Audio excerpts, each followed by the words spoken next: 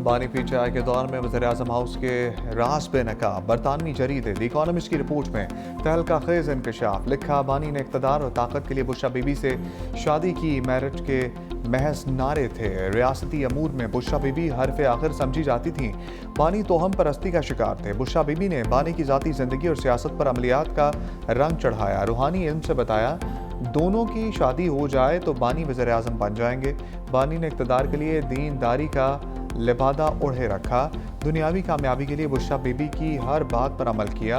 अहलिया की इजाज़त के बगैर वज़ीर-ए-आज़म का तैयारा उड़ान नहीं भरता था। बुशरा बीबी के हुक्म पर वफादार करीबी साथी और देरीना घरेलू मुलाजमीन को फारिग किया। जनरल बाजवा से वन ऑन वन मुलाकात भी बुशरा बीबी मौजूद होती थी। बुशरा बीबी की करप्शन सामने लाने पर बानी ने उस वक्त के DGISI आसिम मुनीर को ओहदे से हटाया।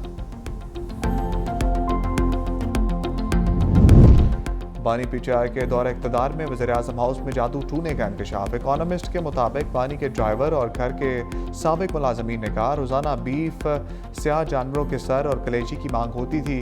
बानी के सर के गिर्द कच्चे गोश्त को घुमाया जाता था। मिर्चें जलाई जाती थीं। रोज़ाना स्याह बकरे और मुर्गियों के सर कब्रिस्तान में फेंकवाए जाते थे। 2018 में बानी की जीत को वसी पैमाने पर कौमी इदारे की मदद का नतीजा समझा गया। हसास इदारे की मालूमात को बुशरा बीबी इल्हामी पैगामात बनाकर बानी तक पहुंचाती थी। दोस्तों के हवाले से कहा गया कि बानी सादा लोग हैं और बुशरा बीबी के असरात को नहीं समझते। वज़ीर-ए-आज़म होने के बावजूद बानी पीटीआई का हर अमल और शेड्यूल बुशरा बीबी के ताबे था। द इकोनॉमिस्ट की रिपोर्ट कहा जहांगीर तरीन ने खदशा जाहिर किया बुशरा बीबी काले जादू का इस्तेमाल कर रही हैं। उनको जादू अमलियात की निशानदही पर पार्टी सियासत से बाहर किया गया। ओन चौधरी को बानी से वज़ारत उज़्मा की तकरीब हलफ-बर्दारी में आने से रोका। बताया गया बुशरा बीबी ने ख्वाब देखा कि अगर आप हलफ बर्दारी में आए तो वो नहीं आ सकेंगी। रिपोर्ट में वज़रा और वज़ीर-ए-आज़म हाउस का अमला कहता था कि बानी ने फर्स्ट लेडी को बहुत ज़्यादा ताकत दे रखी है। सेनेटर फैसल बाबजा ने भी रियासती अमूर में बुशरा बीबी के हद से ज़्यादा अमल दखल का बताया।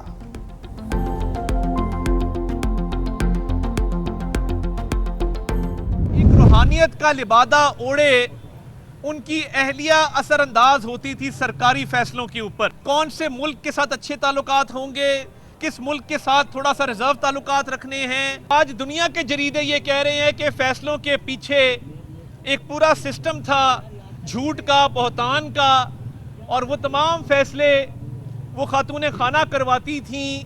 अपनी उन्होंने अपना ही रूहानी सिलसिला बनाया था। हताउल अताड़ा की बानी तरीके इंसाफ पर लफ्ज़ी स्ट्राइक। बानी के दौर में हुकूमत के आम फैसले बुशरा बीबी करती थी। आलमी जरीदे ने बानी पीटीआई से मुताल्लिक हक़ाइक़ का पर्दा चाक कर दिया। पीटीआई दौरे हुकूमत में मुआशी और सियासी फैसले बुशरा बीबी किया करती थी। साबिक वज़ीर-ए-आज़म की अहलिया ने रूहानियत का लिबादा ओढ़ रखा था। बुशरा बीबी के कहने पर ही बानी पीटीआई अहम फैसले करते थे। बानी पीटीआई की सियासत झूठ, मुनाफिकत और बहतान के सिवा कुछ नहीं थी।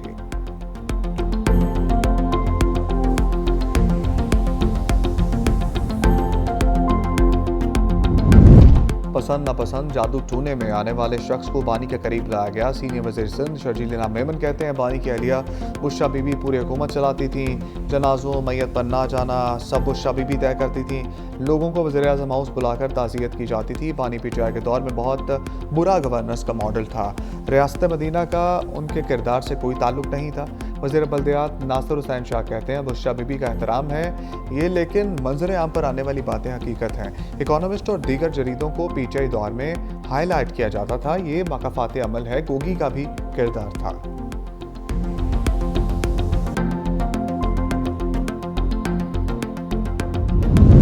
बुशरा बीबी से मुताल्लिक खुफिया कहानी मुसन्निफा बुशरा तस्कीन की ज़ुबानी। इकोनॉमिस्ट की शरीक मुसन्निफा ने बताया कि अभी सिर्फ 10% चीज़ें शाया की। साफ़ती असूलों और कानूनी तकाज़ों के बायस 90% मवाद को सामने नहीं लाया गया। 25 करोड़ अवाम के 8वीं मुल्क को जादू और अमलियात से चलाया जाता रहा। सियासी तजर्बे की कमी की वजह से बुशरा बीबी जल्द एक्सपोज हो गई।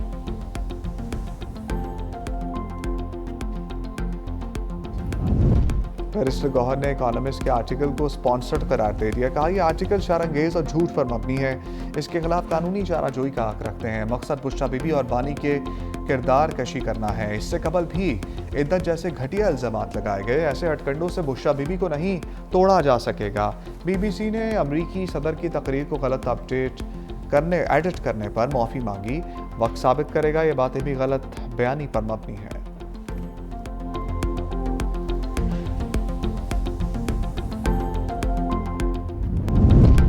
बानी पीटीआई की पहल अलीमा खान की पंजाब भर से जायदादों की छानबीन शुरू।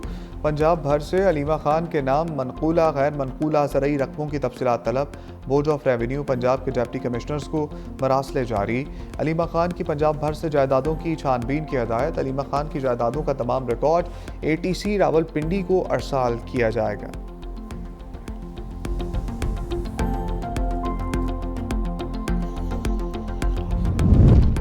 27वीं तरमीम पर तीसरा इस्तीफा आ गया। लाहौर हाईकोर्ट के सीनियर जज जस्टिस शम्स महमूद मिर्जा ओहदे से मुस्ताफ़ी। अपना इस्तीफा सदर पाकिस्तान को भिजवा दिया। चैम्बर भी खाली कर दिया। जस्टिस शम्स महमूद मिर्जा के तबादले का इम्कान था। वो लाहौर हाईकोर्ट की इंतजामी कमेटी के मेंबर थे।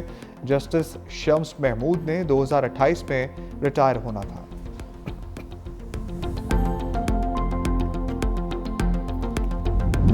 वफाकी आईनी अदालत में एक और जज का इजाफा। जस्टिस के आगा ने हलफ उठा लिया। वफाकी आईनी अदालत के चीफ जस्टिस अमीनुद्दीन ने हलफ लिया। Justice Arbab Mohammad Tahir, justice Mohammad Azam Khan, justice इनाम अमीन मिन्हास की शिरकत। जस्टिस खादिम हुसैन सोमरो और जस्टिस मोहम्मद आसिफ भी शरीक। इस्लामाबाद हाई कोर्ट के चीफ जस्टिस सरफराज डोगर की भी शिरकत। वफाकी आईनी अदालत फ़ाल करने के लिए इस्लामाबाद हाई कोर्ट की इंतजामिया मुतहरक। एडवोकेट जनरल ऑफिस और अटारनी जनरल ऑफिस भी खाली करा लिया गया। वफाकी आईनी अदालत की 2 अदालतें सेकंड फ्लोर पर कायम होंगी। जस्टिस मोहसिन अख्तर कियानी और जस्टिस मियां गुल हसन औरंगजेब की अदालतें मुंतकिल होंगी।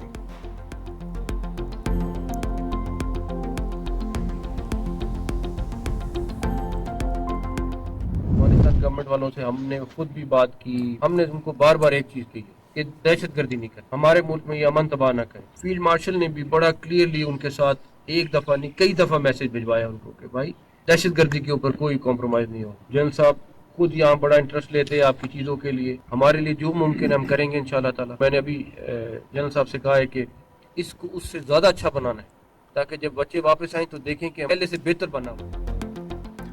वफाकी वज़ीर दाखिला मोहसिन नकवी का कैडेट कॉलेज बाना का दौरा। तलबा और असातिज़ा से मुलाकात। माहिदीन से बेखिताब का। पाकिस्तान में सरहद पार से दहशतगर्दी हो रही है।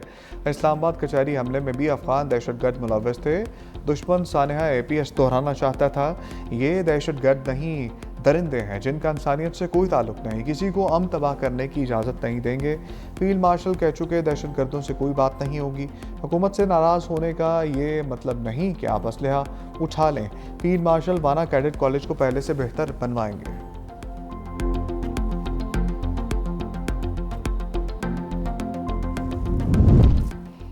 इस्लामाबाद जुडिशल कम्प्लेक्स खुदकुश हमले की तहकीकात में पेशरफ्त। दहशतगर्द की मामनत पर एक दर्जी गिरफ्तार। बारूद से भरी जैकेट पेशावर में तैयार की गई। खुदकुश जैकेट कुछ दिन एक दर्जी के पास रखी गई जिसे मालूम था ये खुदकुश जैकेट है। खुदकुश जैकेट गुड़ की बोरी में छुपा कर इस्लामाबाद लाई गई। मरकजी सहूलतकार का खवारिज से राब्तों का एतराफ़।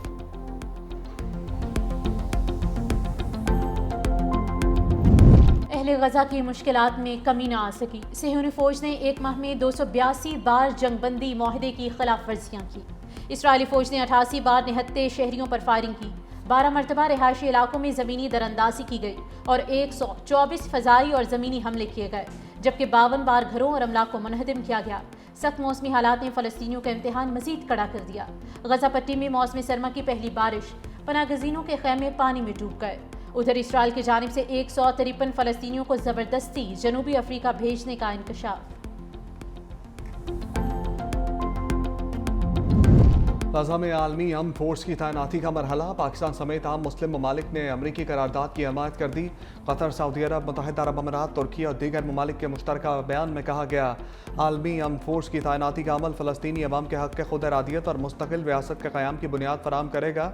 अमरीकी ड्राफ्ट के मुताबिक गजा में 2027 तक आर्जी गवर्नेंस बॉडी और बोर्ड ऑफ पीस कायम किया जाएगा। सरबराही सदर ट्रंप करेंगे। 20,000 एहलकारों पर अमन फोर्स गैर रियासती गिरोहों को गैर मुसल्लह करने, शहरियों के तहफ़्फ़ुज़ और इमदादी राहदारियों को महफूज बनाने की जिम्मेदार होगी।